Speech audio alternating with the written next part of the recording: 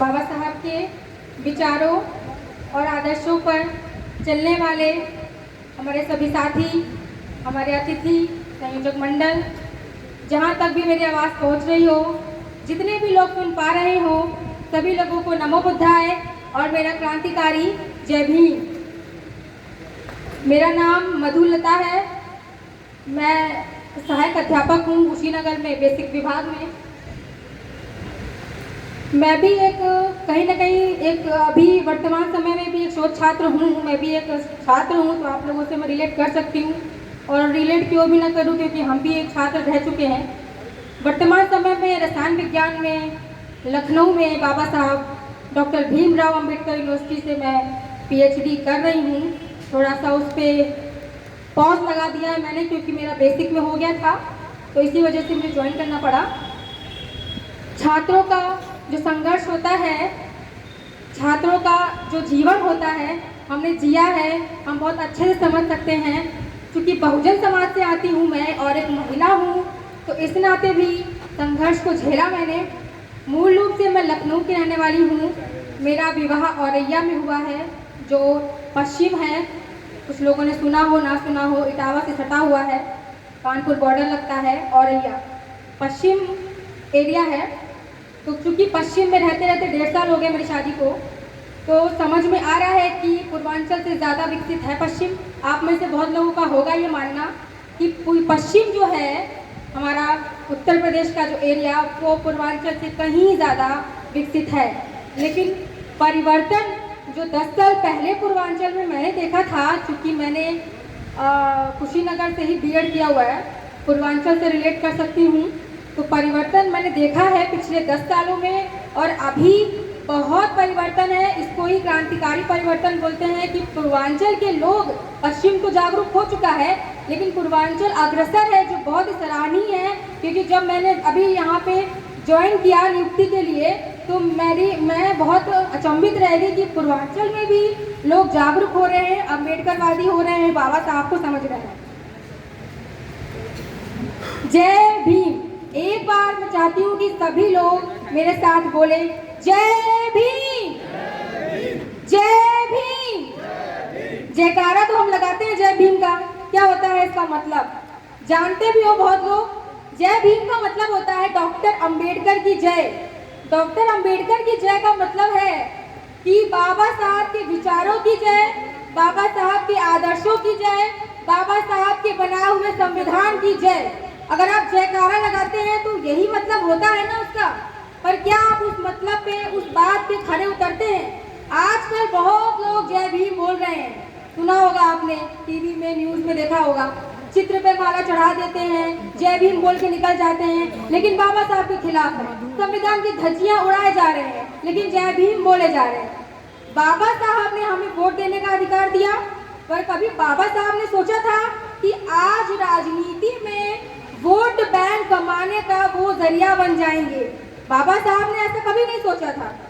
इतिहास को बनाना, इतिहास को रचना अपने आप में बहुत बड़ी बात तो नहीं, लेकिन बने बनाए इतिहास को पलट के रख देना, ये बहुत बड़ी बात है। ऐसा करके दिखाया बाबा साहब ने।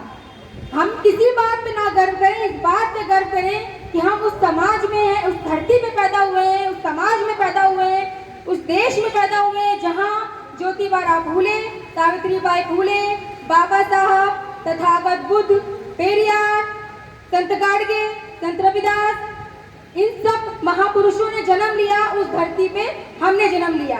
हम उनके पद चिन्हों पर चल रहे हैं, हम उनके विचारों पर चल रहे हैं, हमें इस बात पे गर्व होना चाहिए। क्योंकि मैं एक बहुजन समाज से आती हूँ, तो जो मेरा संघर्ष है मैं साझा करती हूँ। क्योंकि मैं लखनऊ में पली बड़ी हूँ, शहर में रही हूँ, वहाँ पर मैंने यूनिवर्सिटी कैंपस से एमएससी किया, सब कुछ। तो मुझे ऐसा सामना नहीं करना पड़ा कि मुझे कभी रियलाइज हुआ नहीं मुझे कि मैं बहुजन हूँ, तो अगर मैं ऐसी जगह कहीं और जाऊँ तो मुझे अछूत बोला जाएगा। लेकिन जब मैं पूर्वांचल में कुशीनगर में बीएड करने आई थी, मुझे ये तो पता है कि हम एससी हैं, हमें इतना पता है, संवैधानिक भाषा में हम अनुसूचित जाति से आते हैं, पता है मुझे। हमारे माफ़ कीजिए, लेकिन मेरे माँ बाप ने मुझे नहीं कभी बताया कि हमारा इतिहास, बताया है लेकिन उस हिसाब से नहीं बताया कि बाबा साहब ने हमें क्या संघर्ष किया हमारे लिए, इतना ही बताया कि संविधान निर्माता है, हमें आरक्षण दिया है, इतना ही। आप में से बहुत लोग रिलेट कर सकते हैं कि हम बचपन में यही तो सीखते हैं, मेरे माँ बाप, हमारे माँ बाप हमें यही तो बताते हैं कि हमें आरक्षण मिला है, जिसकी बदौलत हम उठ बैठ रहे हैं, खा पी रहे हैं, नौकरी कर रहे हैं। लेकिन सच सिर्फ इतना तो नहीं। जब कुशीनगर में बीएड करने आई थी तो मुझे कमरा लेना था किराए पे, तो मेरी एक दोस्त थी जो ठाकुर थी, तो हम रूम ढूंढने के लिए जब गए तो हमें रूम तो मिला, लेकिन जाति पूछनी पड़ी। उन लोगों ने हमसे जाति पूछी तो मैं तो चुप हो गई, मैं तो पीछे खिसक गई, क्योंकि हम अभी नए थे, हमें नहीं पता था कि ये क्या बोल रही है, क्यों बोल रही है। लेकिन मेरे अंदर से मुझे झकझोर दिया कि ये ऐसा वो पूछ रही है, इसका मतलब क्या हम अछूत हैं। तो उसने अपनी जाति बताई, कमरा मिल गया। उसके बाद फिर एक बार क्या हुआ, दूसरी जगह हमने कहीं और कमरा लिया था, तब तो हमें मिल गया, लेकिन जब हमारे पास खाने के लिए बर्तन नहीं था तो बाहर से हमने खाने का सामान खरीदा। तो ये हुआ कि खाएं कैसे, तो मकान मालकिन जो थी उनसे मेरी दोस्त ने कहा चलो बर्तन ले लेते हैं। तो हमें तो नहीं पता था, वो ठाकुर का घर था, हमें तो नहीं पता था कि वो बर्तन ही नहीं देगी। हम गए लेने तो उसने भी जाति पूछी, मैंने तब भी कुछ नहीं बोला। उसने बर्तन अपनी जाति बता के, मेरी दोस्त ने, कि मैं ठाकुर हूँ, तब उसने बर्तन दिया। मुझे बहुत अफसोस हुआ कि हम ऐसे समाज में पैदा हुए हैं। मैं अपने पापा से जब आकर बोली तो पापा ने मुझे कहा कि बेटा ऐसा होता है। इतिहास को पढ़ने के बाद समझ में आया कि हम वाकई में अभी भी परिवर्तन कह तो रहे, पर कैसा परिवर्तन, हम तो अभी भी वहीं पर हैं। मैं महिलाओं से, यहाँ पे इतने पुरुष बैठे हैं, यहाँ पे कुछ शादीशुदा होंगे, कुछ नहीं होंगे, कितने लोग हैं जिन्होंने अपनी बीवियों को मंगलसूत्र और सिंदूर से आजाद करा दिया और वो बोलते हैं हम अम्बेडकरवादी हैं। क्या ऐसा आपने किया? क्या आपने अपनी माँ बहन को रोका ये करने के लिए? क्या आपने अपने घर में बोला कि पूजा पाठ मत करो या मंदिर हटवा दिया हो? क्या आपने कभी ऐसा किया? या आप में से बहुत लोग मुझसे सहमत होंगे और करते भी होंगे, विवाह अंतर जाति क्या करने के लिए आप सहमत हैं या आपने किया? नहीं किया होगा। अगर आप गौतम लिखते हैं तो आप गौतम ही लड़की ढूंढेंगे, चाहे वो हमारे समाज के, हम अपने ही समाज के दूसरे कास्ट से शादी नहीं करेंगे। आप इस बात से सहमत होंगे। लेकिन मैंने अंतरजातीय विवाह किया है, कहने को नहीं कहना चाहिए, लेकिन हमारे समाज में अंतरजातीय विवाह होता है, हमारे समाज में अंतरजातीय विवाह होता है। ओबीसी बोल बोल के हमारे वो भाई बहन, हम उनको भाई बहन बोलते हैं, वो हमें अछूत बोल बोल के किनारे करते जाते हैं। ओबीसी समाज में सबसे ज्यादा पढ़ा लिखा आज यादव है, एसटी समाज में सबसे ज्यादा पढ़ा लिखा आज चमार है। माफ कीजिए, जाति का नाम लूंगी क्योंकि ले सकती हूँ, उसमें कोई शर्म नहीं है। आज चमार सबसे विकसित हो गया पश्चिम में। अभी यही पूर्वांचल का जाके पश्चिम में कोई हरिजन बोल दे ना तो जूते से पीटा जाएगा। यहाँ पे चमार को यहाँ पे हरिजन बोलते हैं, वहाँ नहीं बोलते हैं। पश्चिम में इतना विकास हो चुका है। मेरी यहाँ की उपस्थित सभी महिलाएं संख्या में बहुत कम है। हमेशा मैं देखती हूँ, मैं किसी भी सभा में जाती हूँ, महिलाएं होती ही नहीं है। पश्चिम में चले जाइए, भले कुछ ना पता हो, महिलाओं की भीड़ होती है, आधी महिलाएं होती हैं सभागार में या पंडाल में, महिलाएं दिखती हैं। पर पश्चिम में, यहाँ पूर्वांचल में महिलाओं की संख्या नहीं होती है। मेरी आपसे गुजारिश है, क्योंकि महिला हूँ, महिला सशक्तिकरण की बात करूंगी। आप सब पढ़े लिखे हैं, जागरूक हैं। महिला विकसित होगी, जागरूक होगी, पाखंडवाद अंधविश्वास में होगी तो पीढ़ियां गुलाम रहेंगी। एक शराबी पति से ज्यादा खतरनाक एक अंधविश्वासी पत्नी होती है। मानते हैं कि नहीं आप? शराबी पति कभी अपने बच्चे को शराबी नहीं बनाएगा, लेकिन अंधविश्वासी पत्नी अपने बच्चे को, पीढ़ियों को अंधविश्वास में ढकेलती जाएगी। कांशीराम साहब ने कहा था कि बाबा साहब ने किताबें जोड़ी, लेकिन मैंने लोगों को जोड़ा। अब मैं संगठन पे आती हूँ। हमने बाबा कांशीराम साहब तो संगठन बना के गए, लोगों को जोड़ के गए। आज 3600 संगठन बन चुके हैं। हमारे ही समाज के लोगों ने जाति सूचक संगठन बनाए हैं। आप में से कुछ लोग होंगे अलग अलग संगठन में, और नहीं होंगे तो जुड़ जाएंगे। संगठन 36 होगा तो हम कभी विकास नहीं कर पाएंगे, जागरूक नहीं हो पाएंगे। संगठन एक होना चाहिए, संगठन एक होना चाहिए, चाहे वो कोई भी संगठन हो। लेकिन आप हमारे प्रजापति संगठन हो गया, चमार संगठन हो गया, धोबी हो गया, एक दूसरे की बुराई भी करते हैं और संगठन बना के बैठे हैं, अपना ऑफिस बना लिया है और पता नहीं कौन सा काम कर रहे हैं। आज संगठन कोई काम नहीं कर रहा। मैं बड़े से बड़े संगठन की बात कर रही हूँ, कोई काम नहीं कर रहा।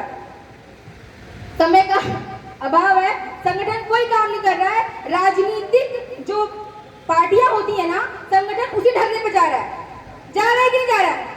संगठन उसी ढर्रे पे जा रहा है। संगठन का काम ये नहीं कि आप रैली करो, पार्टी बचाओ, ये पंडाल लगाओ, सभागार करो, संगठन का मतलब है सामाजिक कार्य करिए।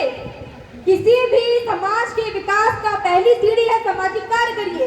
लेकिन मैंने तो कोई संगठन नहीं देखा सामाजिक कार्य कर रहा हो। आप सामाजिक कार्य संगठन के बेसिस पे ही मत करिए, व्यक्तिगत तौर पे करिए, पारिवारिक तौर पे करिए, अकेले कर लीजिए, खुद से कर लीजिए। जरूरी नहीं कि आप संगठन से जुड़े हो। समय का अभाव है, मौका मिलता तो शायद मैं अपनी बात और रख पाती, लेकिन मेरी यही गुजारिश है। एक बात और बोलूंगी, सामाजिक जो न्याय की प्रश्न था यहाँ पे, उसके क्या क्या बिंदु होते हैं। पहला बिंदु होता है अंधविश्वास, दूसरा बिंदु होता है जातिवाद, तीसरा बिंदु होता है लिंग भेद। अंधविश्वास और पाखंड तो आप लोग जानते ही हैं क्या है, और सबसे ज्यादा उसमें औरतें ही घुसी हुई हैं। जातिवाद को तो मैंने अपना उदाहरण बताया कि हम कहीं रूम लेने जा रहे हैं तो जाति पूछ रहे हैं, कहीं पीएचडी कर रहे हैं, पीएचडी वालों के साथ तो बहुत जातिवाद होता है। मेरे साथ खुद हुआ है, मेरा एडमिशन ही नहीं हो रहा था। मेरे समाज के प्रोफेसर हैं जो मेरे गाइड है, उन्होंने मुझे एडमिशन दिया।